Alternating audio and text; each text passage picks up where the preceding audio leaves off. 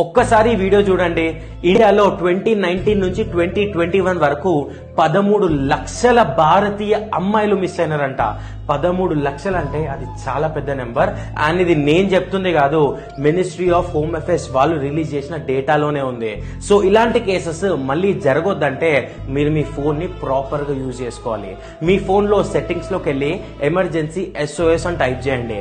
అక్కడ ఏదైతే emergency SOS ఉందో అక్కడికి వెళ్ళి మీరు అక్కడ 3 నెంబర్స్ ని యాడ్ చేసుకోవచ్చు.